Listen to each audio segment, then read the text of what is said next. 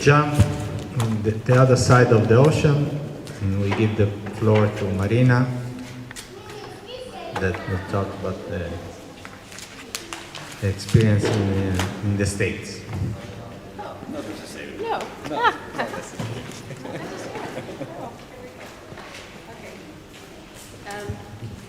Great. Your words were better. I wasn't planning to talk about the States, unless I talk about Chicago. I was going to talk about recuperated workplaces, having lived and spent time in Argentina and Latin America, and getting to know some people in the U.S., but in Europe. Yeah.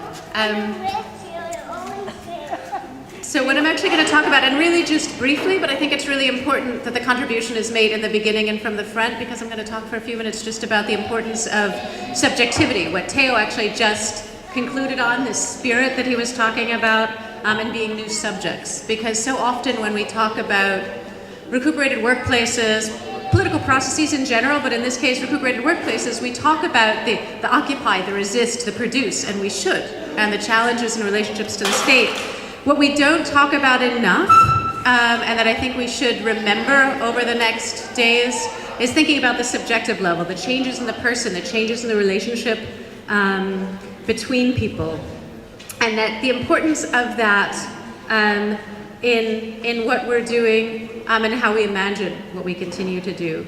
So in Argentina, I learned the language that people, not just the recuperated workplaces, but the movements that Andrés was talking about that started after 2001, spoke about política afectiva, so a kind of affective politics with an A. So a politics based on care and trust, and this is a big part of that, and how we relate to one another and the importance of having it based in care and trust. And whether it's because it's a gendered topic, I'm not sure, but it's a topic that we generally don't talk about. But what's so interesting, in having met so many workers from so many workplaces, in the one-on-one conversations, it's what everybody talks about.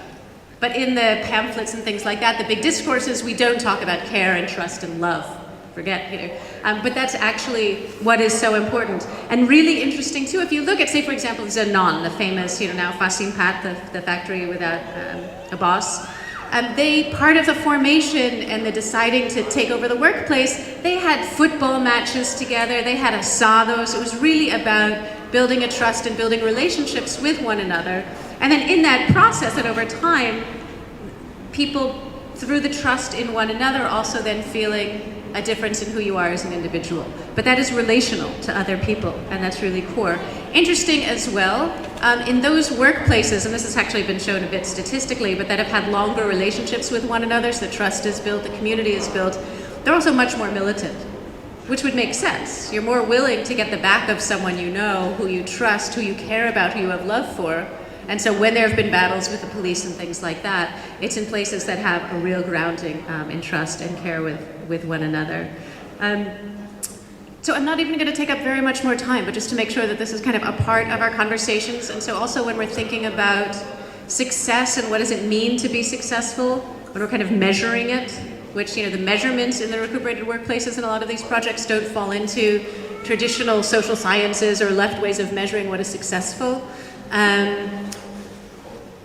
Because I think a big part of it and why they are so successful though is people talk about how they've changed as people, becoming an agent, becoming an actor, becoming a subject in your life, using the language of dignity. There's not really a measurement for dignity as far as what is successful, and that's something that we have to think about, and I think we are thinking about, but I think we need to talk about it more because it is actually the reality of so many people and what is making the experiences so successful. And just to end on, not just so successful within the experience, say, of a recuperated workplace, but why recuperated workplace movements are helping people, helping one another, and moving and thinking about social change as a whole, and anti-capitalism and transforming society as a whole, is also linked to this changing subjectivity, changing dignity, changing social relationships, and having the confidence that we can do it, that it's very concrete, individual, and relational.